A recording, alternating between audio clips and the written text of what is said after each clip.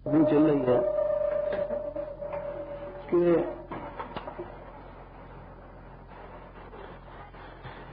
भगवान के भीतर 6 गुण हैं, तो श्री कृष्ण कथा में भी 6 गुण हैं। इसीलिए भक्त लोग विरह में मरते नहीं हैं। 6 गुण कैसे हैं, अब सुनिए।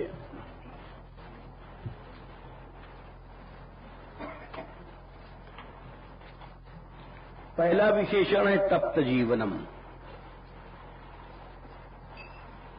6 विशेषण माने हैं वल्लभाचार्य जी ने, और ये 6 विशेषण हैं तप्त जीवन, कवि विरीडित, कलमशापह 3, श्रवण मंगलम 4, श्रीमद 5, आतपम 6। ये 6 गुण कथा में होते हैं जो भगवान में है, और इसीलिए भगवान की कथा वाला कभी मरता नहीं है। अब 6 गुण कैसे हैं इसको समझिए। पहला है तप्त जीवनम।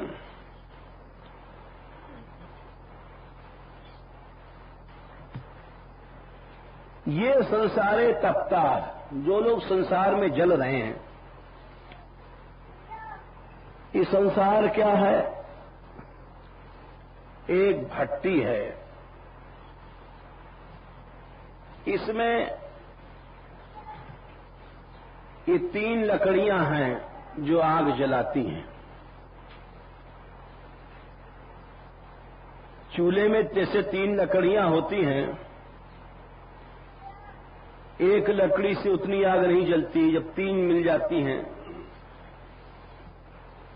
और 3 गुण ये 3 लकड़ियां हैं,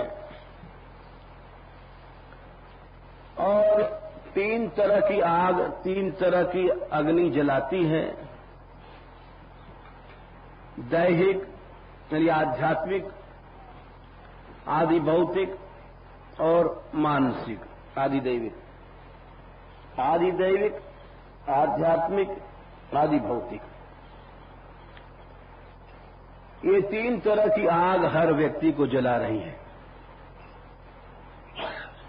आध्यात्मिक आग 2 तरह की है, शरीर में और मन में। आदि भौतिक, प्राणियों से जो हमको दुख मिलता है। आदि दैविक, जो ऊपर से मिलता है, आग लग गई, पानी नहीं बरसा। ये 3 दुख हमेशा जलाते हैं, हर आदमी को भूंजते रहते हैं। तो ऐसे लोगों के लिए जो नित्य कथा सुनते हैं, उनको जीवन की प्राप्ति होती है और आग कम होती रहती है।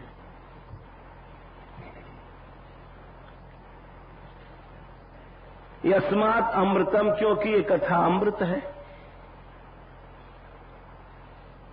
ताप निवर्तक है। सब संसार जानता है कि अमृत के पीने से जो अजर अमर हो जाता है आदमी, तो कोई भी शरीर आदि के ताप नहीं व्यापते हैं। इसीलिए इससे 2 गुण लिए गए, वैराग्य या ज्ञान। वैराग्यम भगवतो ज्ञानम वा सर्वताप निवर्तकम। वैराग्य से भी ताप नष्ट होता है और ज्ञान से भी। मनुष्य रोता क्यों है, दुखी होता है? ज्ञान के न होने से। क्योंकि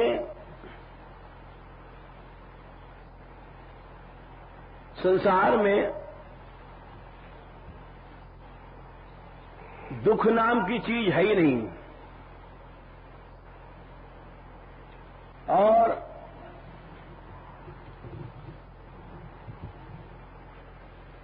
भगवान कहते हैं ज्ञानम लब्ध्वा पराम शांतिम अचिरेण अधिगच्छति।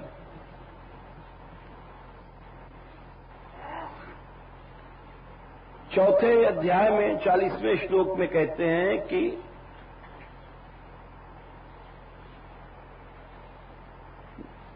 श्रद्धावान लभते ज्ञानम तत्परः संयतेन्द्रियः। ज्ञान किसको मिलता है? श्रद्धा हो, तत्पर माने साधन में लगा हो। साधन में कैसे लगा हो? इंद्रियों को रोक करके, संयत, ऐसे गड़बड़ सड़बड़ से नहीं, तो ज्ञान की प्राप्ति होती है। 3 बातें होनी चाहिए। श्रद्धा के साथ साधन, तत्परता माने साधन। बोले हमारी बड़ी श्रद्धा है भगवान में और दिन भर ताश खेलते हैं। कोई आदमी ताश खेल रहा है, बोले भजन क्या करो? महाराज हमारे तो ही बस रहे हो प्रभु, मेरी लव हो ही लग रही है। वाह भाई, बड़ी श्रद्धा है तुम्हारी। श्रद्धा से मतलब हुआ तत्पर, यानी साधन में लग जाना। हमारी श्रद्धा है भगवान में और हम लग रहे विषयों में, तो श्रद्धा कहां रही? श्रद्धा माने माने धारण करना। धारण तो कर रहे हो विषयों को और कहते हो कि हमारी प्रभु में श्रद्धा है, ये गलत है। इसीलिए इस श्लोक में संबंध है, आचार्य लोग लिखते हैं कि श्रद्धावान और तत्परः संयतेन्द्रिय, इन तीनों का संबंध है। ये तीनों नहीं है एक साथ तो मतलब कुछ नहीं है,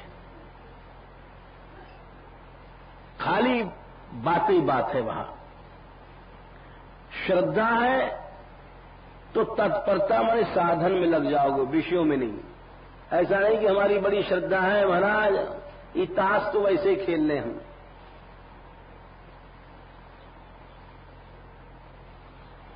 हमारी बड़ी श्रद्धा है, दिन रात टेलीविजन देखते हैं। अरे आंखों से तुम विषयों को पी रहे हो और कहते हो हमारी बड़ी श्रद्धा है। झूठ बात है, अपने आप को धोखा देते हो। श्रद्धावान लभते ज्ञानम तत्परः, तत्पर माने लग गए, साधन में लग गए। बोले साधन में लग गए तो बस मिल जाएगी मंजिल। बोले कभी कभी गड़बड़ कर लेते हैं, कोई बात नहीं। बोले फिर क्या लगे? किसी को डायबिटीज की बीमारी है, डॉक्टर ने कहा कि मीठा मत खाया करो, तो अच्छा महाराज नहीं खाऊंगा। दवा ले गए, फिर 10-5 दिन बाद पहुंचे, बोले तुम्हारे कुछ मीठा तो रोग तो घटा नहीं, मीठा नहीं छोड़ा। बोले अब आप दुकान पर नहीं खाता हूं, हलवाई की दुकान पर खाता था। बोले फिर बोले थोड़ा बहुत घर में प्रसाद ले लेता हूं। अरे मैं कह रहा हूं कि मूर्ख बिल्कुल छोड़ दे, दुकान पर छोड़ने का थोड़ी मना किया, घर में भी छोड़ो। दुकान में छोड़ दिया और घर में खाने लग गया। फिर 2-4 दिन बाद पहुंचे, बोले क्यों जी तुमने अभी छोड़ा नहीं क्या? बोले सिर्फ चाय में ले लेता हूं। चाय में तो डॉक्टर साहब कोई गलती नहीं है। बोले तू तेरा डायबिटीज ठीक नहीं होने वाला है, भाग जा। तो उसी तरह से तत्परता का मतलब होता है संयतेन्द्रिय, कभी कभी गड़बड़ करना नहीं। सच्चा साधन वही है जो इंद्रिय संयम के साथ लगा गया, इसका तीनों का संबंध है। फिर जाके तुमको ज्ञान की प्राप्ति होगी। और ज्ञानम लब्ध्वा परम शांतिम अचिरेणाधिगच्छति, ज्ञान की प्राप्ति के बाद अपने आप बहुत जल्दी तुमको शाश्वत शांति मिल जाएगी। ऐसा हो ही नहीं सकता है कि सूरज निकले और अंधेरा टिका रहे। ऐसा हो ही नहीं सकता है कि ज्ञान हो और तुमको शांति की प्राप्ति न हो। ऐसा हो ही नहीं सकता कि तुम ठीक से साधन कर रहे हो संयत इंद्रिय के साथ, श्रद्धा के साथ, और तुमको ज्ञान न मिले। ऐसा हो ही नहीं सकता है कि तत्परता है और संयतेंद्रियता नहीं है। ऐसा हो ही नहीं सकता कि श्रद्धा और साधन न हो। आप जोड़ा बैठाल कर देख लो, सब चीजें एक है। श्रद्धा है तो तत्परता साधन होगा, साधन होगा तो अपने आप इंद्रिय संयम होगा, बस उसके बाद अपने आप ज्ञान प्राप्त हो जाएगा और अपने आप शांति मिल जाएगी।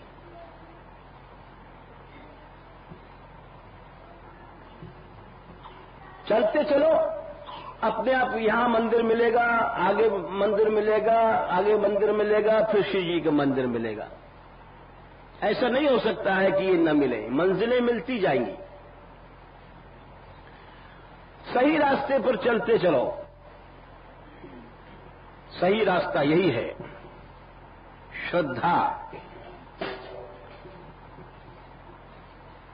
उसके बाद साधन, तत्परता माने साधन, साधन के बाद संयम, जिसमें साधन का फल बाहर न जाए। देखो एक बात और है, जो हम साधन करते हैं, भजन करते हैं, वो याद रखो बीच में जो गड़बड़ कर लेते हैं उससे उसका इफेक्ट यानी उसका चमत्कार या करिश्मा चला जाता है। भगवान ने इस बात को कहा है, ये ध्यान देने की बात है। एकादश स्कंद में 17वें अध्याय में भगवान एक बात कहते हैं, यो वै वांग मनसी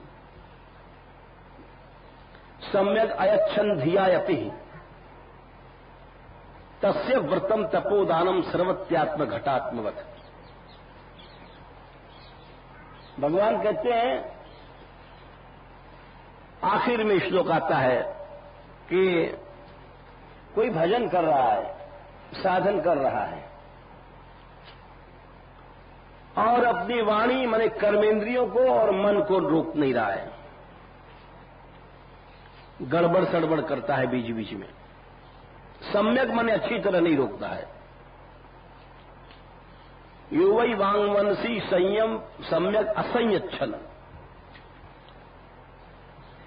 तो उसका व्रत, उसकी तपस्या, उसका दान, उसका व्रत जितना भी है वो चू जाता है। जैसे आत्म घटाम्बवत, घड़ा में छेद है और ऊपर से पानी डालते जाओ तो सब घड़े में से निकलता जाएगा, अब पानी डालते जाओ निकलता जाएगा। ये भगवान के वाक्य हैं। इसी तरह से जब ये आत्मघट माने ये शरीर एक घड़ा है, इस शरीर को घड़ा कहते हैं भगवान, और इस शरीर में से सब चीज चू जाएगी, व्रत जितने किए हैं चू जाएंगे, तपस्या जो कुछ किया है चू जाएगी, दानवान जो कुछ किया है वो चू जाएगा, सब इसमें से निकल जाएगा।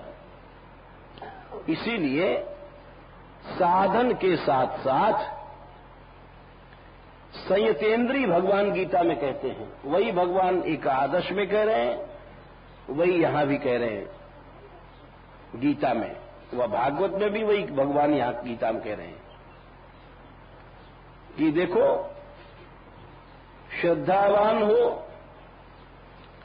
तत्पर बनो और संयतेंद्रिय बनो, उसके बाद देखें कैसे नहीं तुमको ज्ञान पैदा होता है, होगा। लेकिन ये तीनों बातें तो होनी चाहिए। इसी कारण से ये ज्ञान और वैराग्य को वल्लभाचार्य जी ताप निवर्तक मानते हैं। अच्छा, बहुत से लोग जो बुराई करने वाले होते हैं बड़ी बुराई करते हैं। वल्लभ संप्रदाय में ज्ञान वैराग की बातें नहीं बताई जाती। ये सब लोग संकीर्ण दिमाग के होते हैं, पढ़ा नहीं लिखा नहीं, मेरा मेरा करके लग गए कि हमारे आचार्यों ने ठीक कहा और आचार्य सब गलत कहते हैं। यानी एक दुर्भाव लेके चलते हैं, मेरा तेरा की माया लेकर के, तो उनको कुछ मिलता मिलता नहीं है। वो तो अंधेरे में पड़े रहते हैं। स्पष्ट कहते हैं यहां पर वल्लभाचार्य जी कि जब तक तुम्हारे भीतर अज्ञान है, जब तक आसक्तियां हैं, राग है, जब तक जलते रहोगे तुम कभी सुखी नहीं हो सकते हो। जब तुम्हारे भीतर ज्ञान आएगा, वैराग्य आएगा, तभी तुम्हारा ताप हटेगा। बोले फिर ज्ञान वैराग करें क्या? बोले नहीं नहीं, कथा सुनो और कथा में अपने आप ज्ञान वैराग की प्राप्ति हो जाएगी और ताप हट जाएगा। वल्लभाचार्य जी कह रहे हैं। बहुत से लोग ज्ञान वैराग के नाम से चिढ़ते हैं कि हम तो भक्ति मार्गी हैं, हमको क्या जरूरत है ज्ञान वैराग की। अरे भाई वाह, वो तो अपने आप भक्ति के फल में ही सब ज्ञान वैराग अपने आप आएंगे।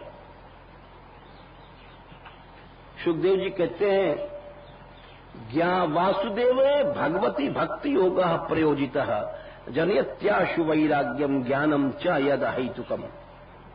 भगवान में भक्ति करने से ज्ञान वैराग्य अपने आप आ जाएगा। किसी लड़की का ब्याह हुआ, पति के पास गई, अपने आप बच्चा पैदा होगा। नहीं पैदा हुआ तो बांझ है वो स्त्री। भक्ति किया, सुखदेव जी कह रहे हैं ज्ञान वैराग पुत्र अपने आप पैदा हो जाएंगे। ज्ञान वैराग करना नहीं पड़ेगा, वो अपने आप पैदा होता है और उससे ताप चला जाएगा। ये वल्लभाचार्य जी कह रहे हैं। अब एक बात और आगे बहुत बढ़िया कह रहे हैं, हालांकि जरा सा कठिन जरूर है।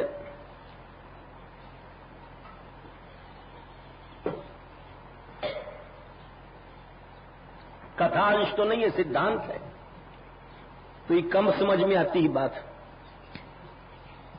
लेकिन है तो यही, जड़ मजबूती की चीज तो यही है। ये कहते हैं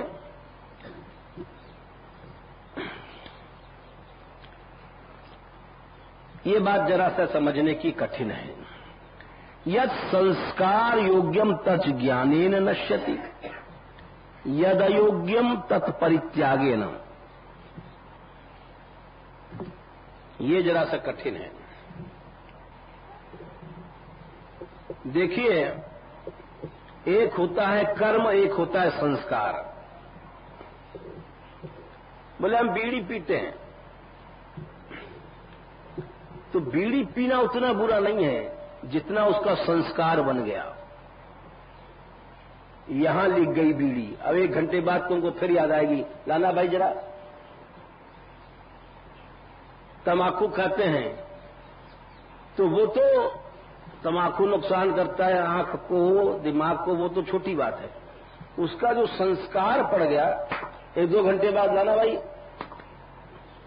यानी वो यहां लिख गया, तुम्हारे अब मिट नहीं सकता। भोग बुरा है, स्त्री आदि विषय मैथुन करना, वो तो सभी जानते हैं, लेकिन उससे बुरा है उसका संस्कार। याद आएगा, कहीं भी चले गए, जंगल में भी जब भी स्त्री याद आ रही है या स्त्री को पुरुष याद आ रहा है, उसको संस्कार पड़ गया, ये बुरा है। ये चूनर गंदी हो गई, मटमैली हो गई, संस्कार इसमें गलत पड़ गए, इसको कहते हैं नुकसान। भोग से उतना नुकसान नहीं है, भोग का संस्कार होता है।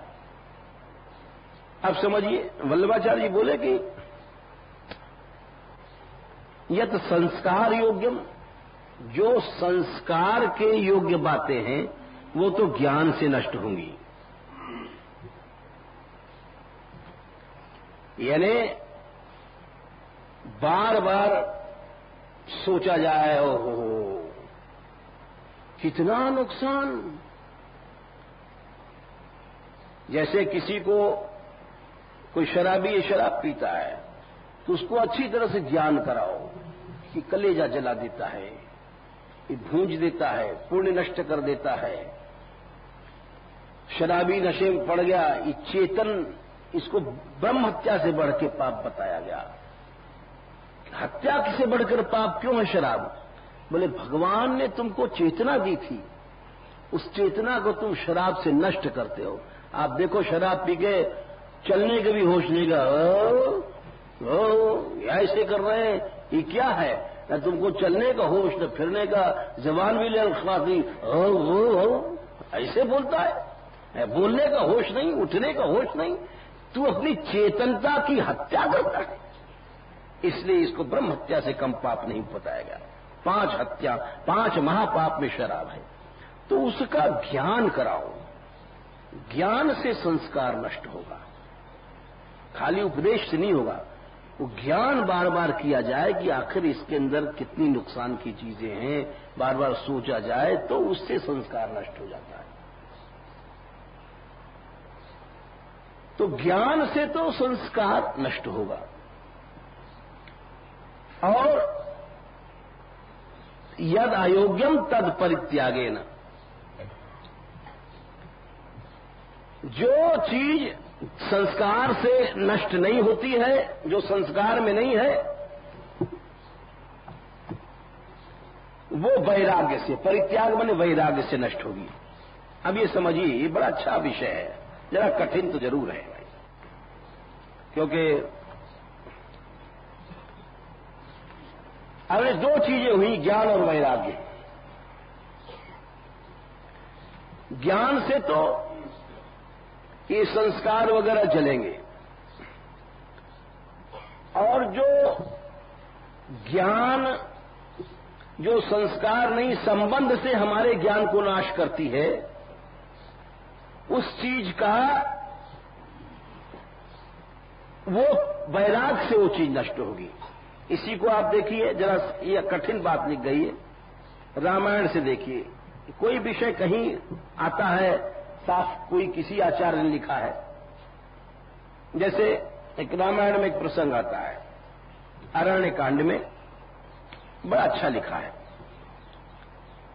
भगवान राम बैठे हैं वन में, सीता जी का हरण हो चुका है, और केवल लक्ष्मण जी हैं। शबरी आदि का प्रसंग हो चुका है। इसके बाद में शबरी ने कहा कि आप यहां से आगे जाओ पंपा पर, वहां ऋषिमुख के पास सुग्रीव की मित्रता होगी। उतने में नारद जी आए। विरह में राम जी अरण्य जंगलों में रोते थे, बड़ा सीते सीते सीते। नारद जी ने देखा, बोले अरे मेरे शाप से प्रभु को कष्ट हुआ, मैंने शाप दिया था। हाय हाय हाय। देखा उन्होंने जंगलों में राम चिल्ला रहे हैं, सीते सीते। वितर वितर वाचौ कुत्र सीते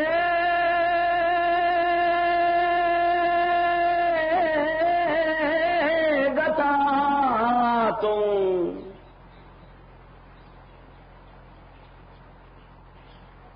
घोर जंगल है, आवाज राम की गूंज रही है। ये मजा तो उसी को मिलता है जिसने ऐसे जंगलों को देखा हो, अकेले में देखा हो। ऐसा नहीं कि पिकनिक पार्टी बना के चले गए।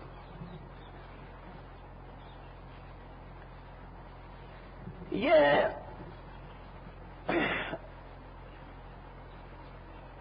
कभी कभी याद भी आती है, वो भी जीवन था हमारी, जो हम घर से निकले थे तो अमरावती वगैरह के जंगलों में अकेले घूमते थे, तो पहाड़ों की चोटियों पर आवाज लगाने में ऐसा आनंद आता था, कोई नहीं सुनने वाला। वो आज तक दिल से आवाज नहीं निकली जो वहां निकलती थी। ठीक है, अब गाते हैं यहां भी चीखते चिल्लाते हैं, लेकिन वो बात नहीं आई आज तक।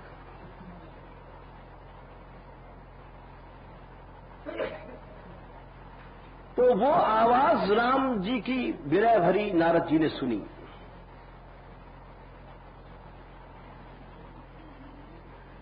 सुन करके उनका दिल पिघल गया नारद जी का। इतना कष्ट हमने दिया। गए, प्रभु से वरदान मांगा, हम आपसे एक वरदान मांगने आए हैं। बोले क्या मांगते हो नारद?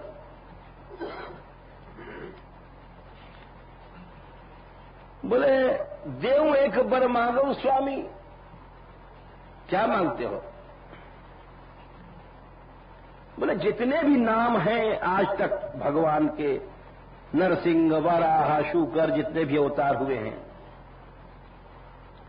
उन सबों में राम नाम सबसे प्रसिद्ध होवे, ये वरदान दे दो। यद्यप प्रभु के नाम अनेका, श्रुति कह अधिक एक ते एका, राम सकल नामन ते अधिका, हो नाथ अग खग गण बधिका। ये क्यों मांगा?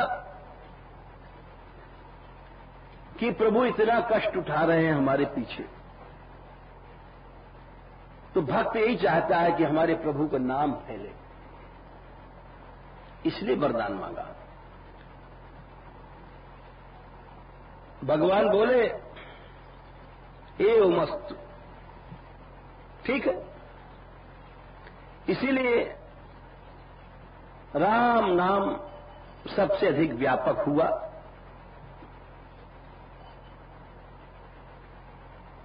प्रसन्न हो गए प्रभु। तब नारद जी ने पूछा कि एक बात मैं आपसे और पूछना चाहता हूं। बोले क्या? तब विवाह में चाहो कीना, प्रभु के ही कारण करे न दीना। महाराज, जब मैं ब्याह करना चाहता था विश्व मोहिनी से, तो आपने हमारा ब्याह क्यों नहीं होने दिया? ये आप बता दो। अरे क्या गृहस्थियों को भगवान नहीं मिलते हैं? अरे गृहस्थियों को सब ब्रजवासी गृहस्थ ही थे।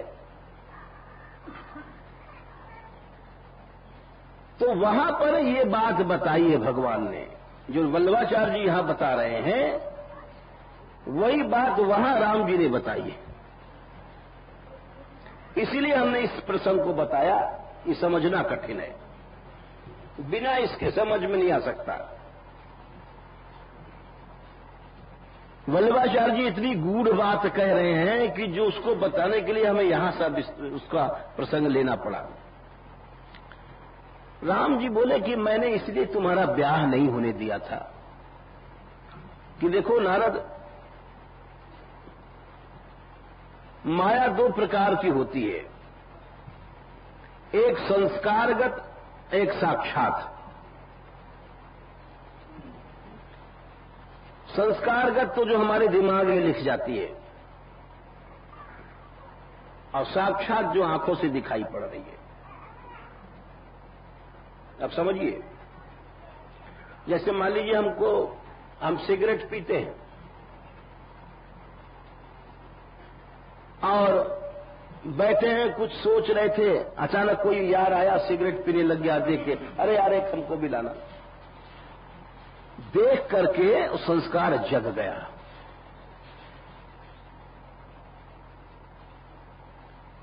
यानी एक संस्कारगत होती है, एक साक्षात होती है।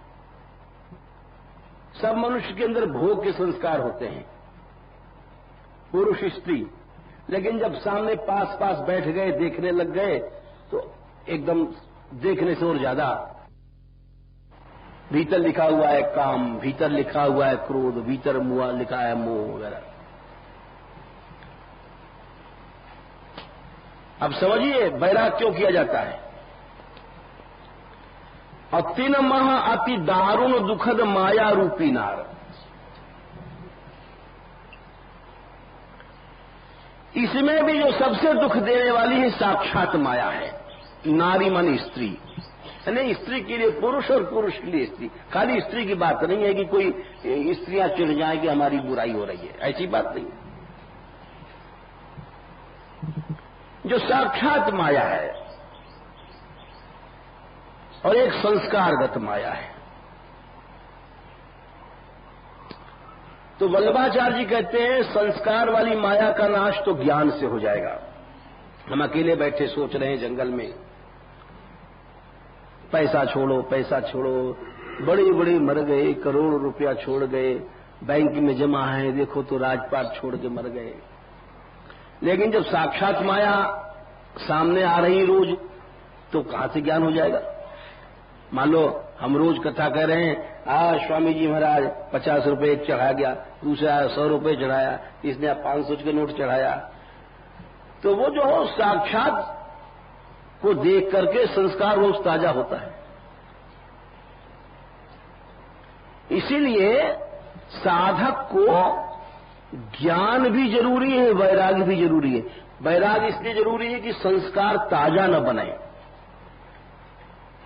और ज्ञान इसलिए जरूरी है कि पिछले संस्कार खत्म हो जाए।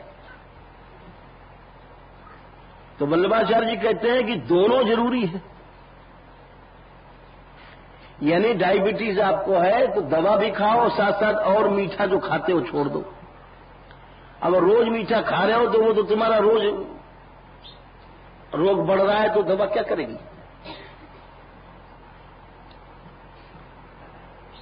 तो भगवान राम बोले कि देखो मुनि, काम क्रोध लोभ आदि संस्कार की माया है, लेकिन इनमें भी अति दुखद जो है साक्षात माया, इसलिए हमने तुम्हारा ब्याह नहीं होने दिया। बोले साक्षात माया से दूर रहना चाहिए। यही वल्लभाचार्य जी कह रहे हैं। कितनी गहरी बात कहते हैं।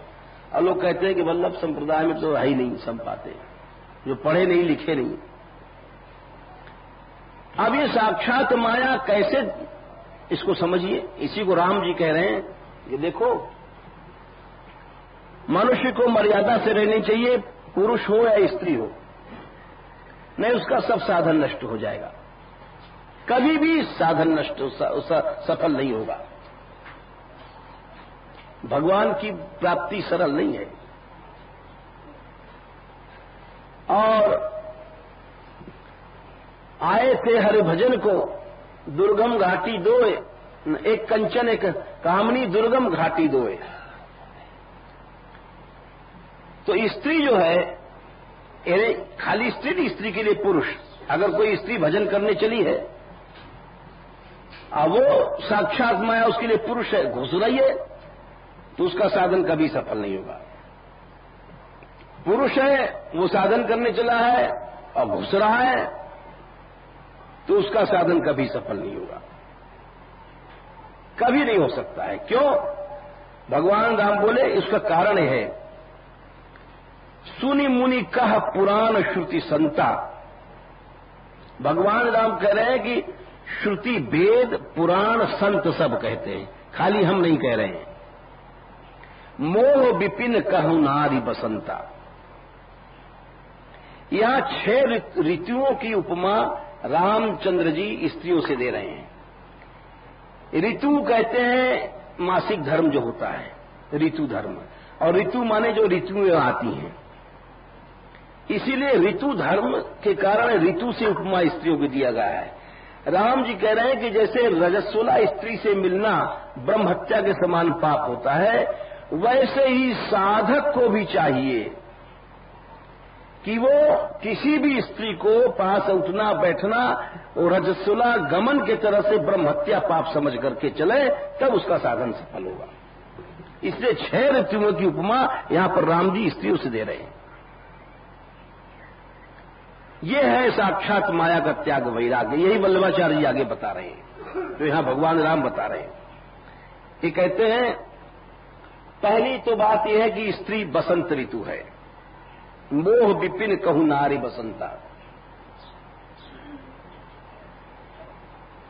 तो बसंत ऋतु क्या करती है?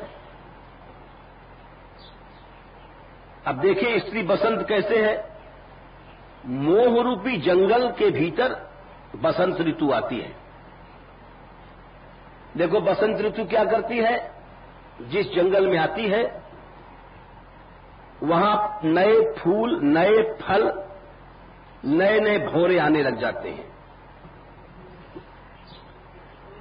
ऐसे ही जिस पुरुष के पास स्त्री जाएगी या जिस स्त्री के पास पुरुष जाता है, उसका मोह रूपी जंगल, उसमें फल और फूल और भौरे और जंगल में हिंसक पुरुष और अहिंसक जीव, ये बढ़ते हैं बसंत ऋतु में।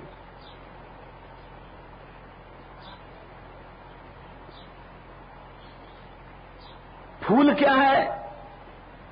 कामना भाई हमारा ब्याह हो जाए, स्त्री मिल जाए। स्त्री कहती है फलाना पुरुष हमको मिल जाए। ये सब नई नई इच्छा हुई। फूल भाई। फल क्या हुआ? इसका फल ये होता है कि हम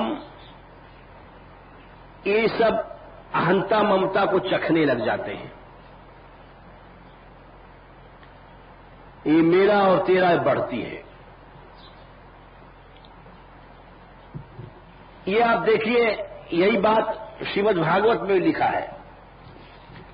हम चारों तरफ से इसलिए दिखा देते हैं कि सब एक ही बात है, फर्क कहीं नहीं है। 5वें स्कंद में यही बात कही गई है कि ऋषभ देव ने, जड़ भरत जी ने जब ज्ञान दिया है तो कहते हैं कि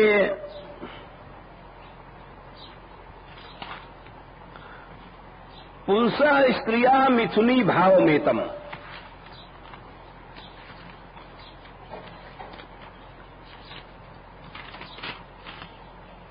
ये भूल गए थे।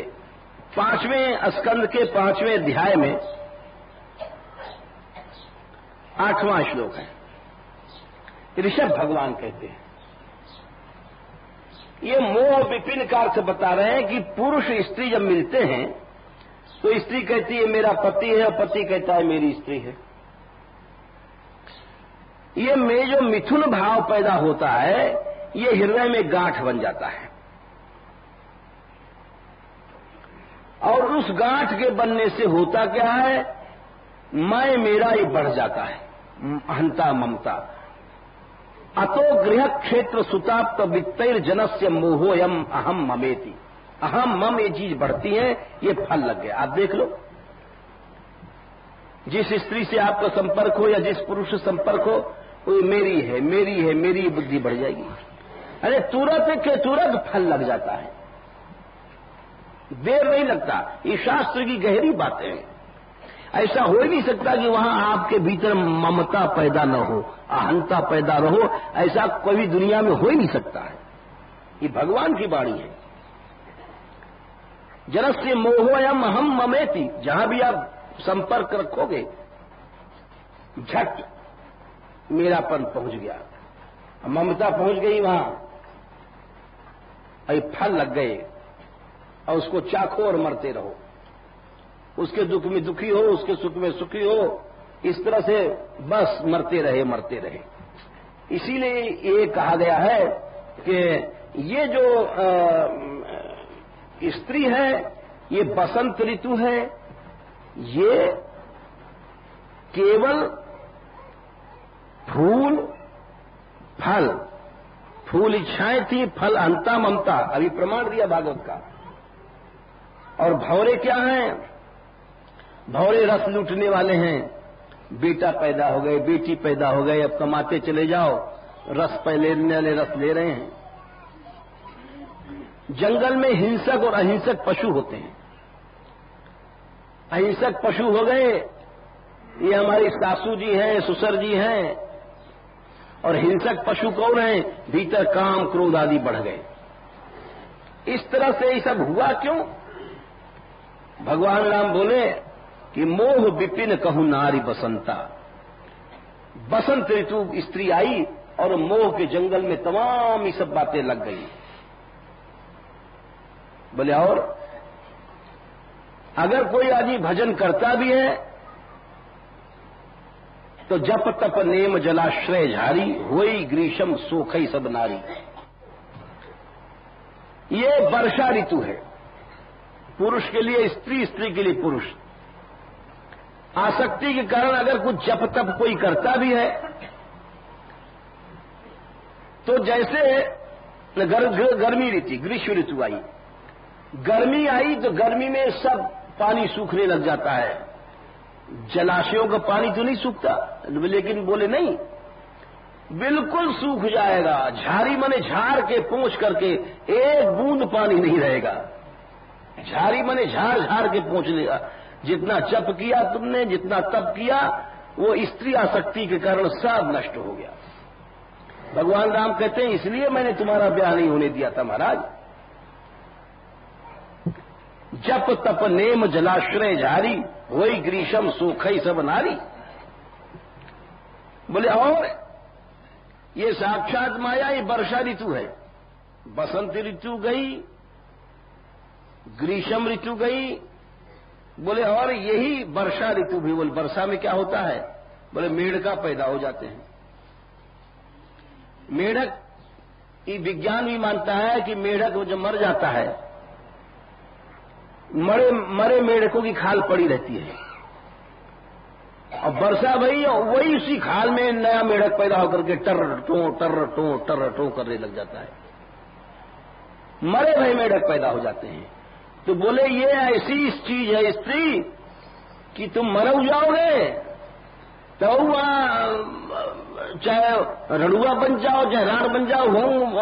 अभी हमको कोई कल सुना रहा था कि एक कोई बंगला था और उसमें जो आदमी जाए मर जाए। तो बोले क्यों?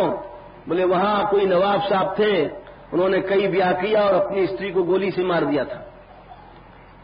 अब वहां उस महल में जो भी जाता है, बड़े बड़े लोग गए, कोई 3 आदमी राइफल लेकर के गए थे, और आखिर में कि कोई भी आएगी तो मार देंगे। तो क्या देखें कि पर्दा हिल रहा है, बड़ा मीठा गाना शुरू हुआ और मीठी मीठी हवा आ रही है। हवा गाना सुनने लगे, गाना सुनते सुनते सुनते सुनते जैसे कोई आदमी मस्त हो जाए, और उनके हाथ पांव आनंद में झूमने लग गए। और उतने में एक बड़ी सुंदरी सामने प्रकट हुई, वही थी जो गोली से मार दी गई थी। और प्रकट हुई और आते आते बस इनके सवेरे इतना ही पता पड़ा कि 2 तो मर गए, 1 तड़प रहा था। तो मरे हुए लोगों के अंदर भी इच्छा पैदा हो जाती है साक्षात माया से। इसीलिए वर्षा ऋतु है। एक वैज्ञानिक ने परीक्षण किया था, बहुत सी हड्डियों को पास पास रखा, लेकिन उसमें चुंबक नहीं पैदा हुआ। 2 हड्डियों में चुंबक था, तो पता पड़ा वो हड्डी स्त्री की थी और वो पुरुष की थी। मुर्दा मरने के बाद भी उनमें चुंबक है, और पुरुषों की हड्डी अगर रखा गया तो कोई चुंबक नहीं। स्त्री की हड्डी रखा गया, कोई चुंबक नहीं। बोले रामायण में पहले लिख गए तुलसीदास। अरे तुम डॉक्टर लोग अब परीक्षा करते हो, मोह न नारी नारी कै रूपा, ये तो पहले लिख गई है। तो राम जी कह रहे हैं कि काम क्रोध मद मत्सर भेका। भेका माने मेढक, ये मेढक है। ये अपने आप जब तुम पहुंच जाओगे, कोई लड़की पहुंची लड़का के पास, तो अपने आप ही दांत फटने लग जाएंगे और अपने आप नजाकत से बोलने लग जाएगी, अपने आप काजल टीकी श्रृंगार वंगार करने लग जाएगी। ऐसे पुरुष पहुंच जाएगा स्त्री के पास तो अपने आप अदा से फुल पैंट पहन के और चाल वाल ऐसा हंसेगा, कोई ठिकाना नहीं। बोले काम क्रोध मत मत्सर भेगा, ये मेढका है, टर्र टर्र कर रहे हैं। बोले क्यों? इन्हीं हर्षप्रद वर्षा एका, ये वर्षा ऋतु है स्त्री। ये अपने आप इसके पास जाते मान मेढक टर टर भीतर कर रहे हैं, मरे भरे मेढक टर टर कर रहे हैं, इसलिए वर्षा ऋतु। आगे बोले 4 ऋतु गई, बसंत, ग्रीष्म, वर्षा, 3 ही गई। चौथी ऋतु आई शरद। शरद ऋतु जब आती है, चंद्रमा निकलता है, रात को सैकड़ों हजारों लाखों कुमुदियां चंद्रमा को देख देख के खिल जाती हैं। दिन में मूंदी रहती हैं और चंद्रमा जहां आया एकदम खिल गई। वैसे ही जहां स्त्री आई, दुर्वासना कुमुद समुदायी, तिन कहा शरद सदा सुखदाई। दुर्वासनाएं पैदा हो गई। चलो एकांत में चले, चलो अकेले में चले, चलो वहां पिक्चर दिखावें, पैसा नहीं तो कहां से वहां झटकें, इसको धोखा दें, ये करें, उससे अलग करें। दुनिया भर का मनुष्य पापड़ क्यों बेलता है, घूस लेता है, फलाना करता है, छिपाव करता है, झूठ बोलता है, माँ बाप से झूठ बोलता है, गुरु गोविंद से झूठ बोलता है। ये सब दुर्वासनाएं हैं। ये बिना सिखाए ही तुम्हारे भीतर आ जाएंगी। तुमको 1000 बार झूठ बोलना पड़ेगा, 1000 बार कपट करना पड़ेगा, 1000 बार छिपाव करना पड़ेगा, और ऐसा हो ही नहीं सकता कि तुम मत करो। कि शरद ऋतु है, बिना सिखाए इसके अंदर सारी वासना पैदा होती है। भगवान राम कह रहे हैं। बोले और अब आई स्त्री जाड़ा ऋतु है। धर्म सकल सरसी रूह वृंदा, होई हिम तिमई दहाई सुख मंदा। जाड़े में बहुत बड़े बड़े कमल खिले हुए हैं, लेकिन रात को पाला पड़ा या बर्फ पड़ा, यो समझो एकदम से हजारों लाखों कमल भुंज गए। जैसे किसी ने आग में, खेतों में भी होता है, सरसों वरसों में जब ज्यादा पाला पड़ता है तो जैसे कोई आग में भूंज दिया। कैसी बढ़िया खेती थी, आप जाओ देखो तो खेत ऐसे जैसे किसी ने आग भूंज दिया हो। हजारों मन का नुकसान एक थोड़ी देर में हो गया। वैसे ही बोले भगवान राम कह रहे हैं कि धर्म सकल सर, जितने धर्म तुमने किए थे, मनुष्य धर्म एक तो करता ही नहीं है। पितृ सेवा किया, मातृ सेवा किया, गुरु सेवा किया, और वो सब आकर के भूज गई।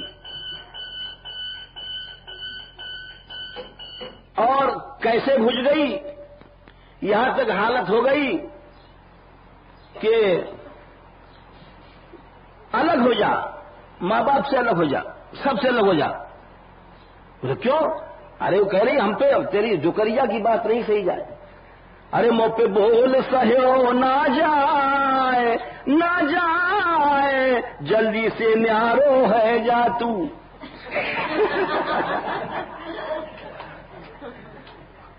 अब 50 बात बनाती है, तेरी सास में तेरी माँ यो बोलती है, तेरी नंद यो बोलती है। ऐसे कुंबा है, आग लगे, आग दे दे अन्य पूते कुंबा में, जल्दी से लग हो जा। क्यों? स्त्री चाहती है एकाधिकार, मुंह पे बोल से होना जाए। मैं सह नहीं सकूं, ये जोकरिया आफत है। अब सब जो कुछ धर्म था, मातृधर्म और पितृधर्म और सब धर्म जल गए। बोले क्या?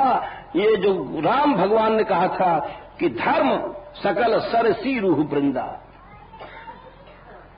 होय हिमित नहीं दहाई सुख मंदा। मंद सुख दे करके ठग लेती है। मंद सुख क्या है? मलमूत्र का, रात को लिपट के सो गई, हे बस, और सबको अलग कर दिया। सासू जी अलग, भाई नंद को धक्का दे आओ और पिता को दे धक्का, सो से सुख मंद मलमूत्र के सुख दे करके, और सब धर्म रूपी कमल को जला बैठी। अब बुद्धू मारा गया। बोले इसलिए हमने तुम्हारा ब्याह नहीं कराया था नारद जी।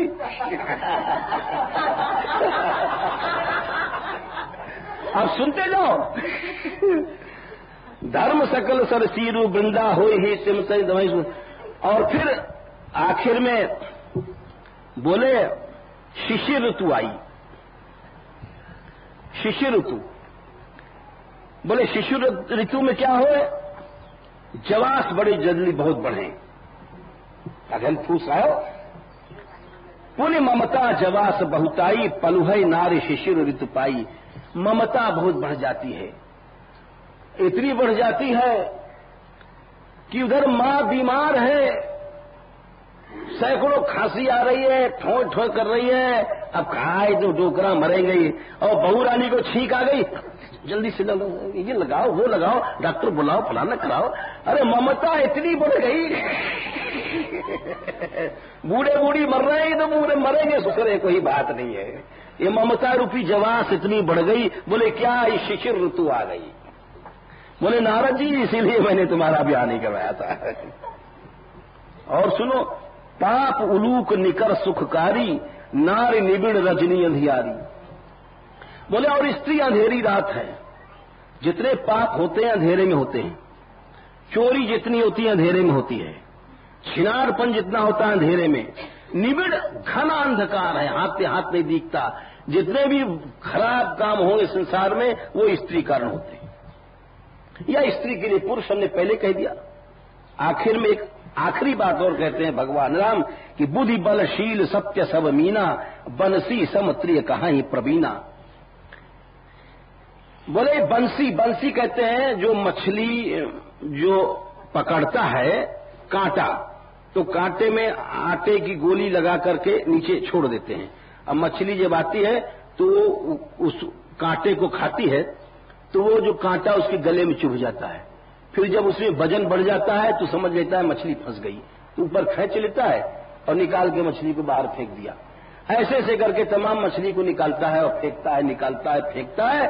बोले स्त्री क्या करती है, बोले पुरुष के अंदर जितनी भी अच्छी बुद्धि होगी, जितना बल होगा, शील, शील क्या है, बड़ों को सम्मान करना। बुद्धि क्या है, बड़ों की पूजा करना। 24 घंटा बैठ करके बुराई करेगी, तेरी माँ ऐसी, तेरे बाप ऐसे, तेरी बहनें ऐसी, तेरे खानदान ऐसा। आग लगे, हमारे पियर में तो कितने अच्छे अच्छे आदमी हैं, हमने तो कभी ऐसा दुख सहे नहीं, यहाँ के तो सब ऐसे निशाचर भर रहे हैं यहाँ पर। ऐसी तो आफत की डोकरिया नहीं देखी, ऐसे आफत का डोकरा नहीं देखा, खा गए सब निपुते तुम्हारे माँ बाप। ये क्या है, बंसी है। ये जितनी बुद्धि बला सदबुद्धि है, बड़ों को सम्मान करो, निकाल के फेंक दिया, बड़ों को दे उलट, शील गुण निकाल कर फेंक दिया। इसीलिए नारद जी हमने तुम्हारा ब्याह नहीं होने दिया था। और एक बात आखिर में और कह गए, अवगुण मूल शूल प्रद प्रमदा सब दुख खान, ताते कीन निवारण मुनि मैं यह जिए जान। बोले साक्षात माया है। बोले क्यों, कि दीप शिखा समझुवती तन, मन जनि हो सि पतंग, भजई राम तजि काम मद करहि सदा सतसंग। बोले मन क्या है, एक पतंगा है जो दिए पर जलता है। यहां पर कह रहे हैं कि मन देखो, ये तुम मर जाओ मन नहीं जलेगा। जिस समय हम लोग चिता में फूंकते हैं, शरीर फूंक जाता है, मन नहीं फूंकता है। सब लोग देख लो, प्रलय में भी मन नहीं फूकेगा। इस मन को एटम बम भी नहीं फूक सकता है। आज एटम बम बन गया, हाइड्रोजन बम बन गया, नाइट्रोजन बम बन गया। बोले सारा ब्रह्मांड जल जाए प्रलय में, मन नहीं जलता है। मन कौन जलाता है, बोले मन जलाती स्त्री, और स्त्री के लिए पुरुष जला देता है। मन जल गया, धर्म जल गया, कुआं में गए मां, कुआं में गए बाप, कुआं में गए गुरु, कुआं में गए गोविंद। मन पतंगा था, दीप शिखा सम जुवती जन, तन मन जन हो सिंह भजई राम। तो ये साक्षात माया है। इसी बात को वल्लभाचार्य जी कह रहे हैं। अब इस अर्थ को समझिए। एक लाइन थी वल्लभाचार्य जी की, उसको समझना कितना कठिन था। अगर इतना विस्तार न करते तो न समझ में आता। ये आचार्य लोग हैं, ये भगवत स्वरूप हैं। ये थोड़े में इतनी बात कहे जाते हैं जिसको पकड़ना ही कठिन पड़ता है। ये कहते हैं कि यत संस्कार योग्यम तज ज्ञाने न नश्यति। जो संस्कार की माया थी वो तो ज्ञान से नष्ट भई। और यद अयोग्यम, ये बड़ा कठिन है। जो संस्कार के लायक नहीं है, साक्षात माया है, जो साक्षात देह संबंध से ज्ञान का नाश करती है, उसको वैराग से छोड़ दो, यानी दूर से छोड़ दो, मर्यादा से रहो, वहां नहीं जाओ। इस तरह से तुम्हारा ये ताप नष्ट होगा, नहीं तो नहीं नष्ट हो सकता है। करोड़ों जन तक साधन कर लो। कितनी ऊंची बात वल्लभाचार्य जी कह रहे हैं। इसी बात को श्री कृष्ण चैतन्य महाप्रभु जी ने कहा था कि निष्किंचनानाम भगवत जनानाम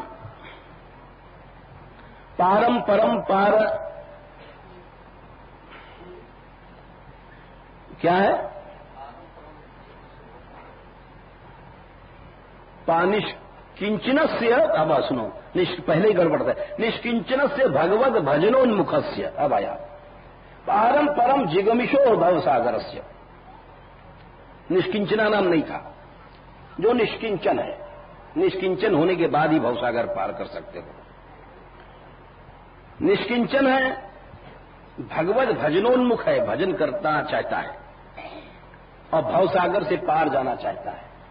निष्किंचनस्य भगवत भजनोन्मुखस्य पारम परम जिगमिशोर भवसागरस्य।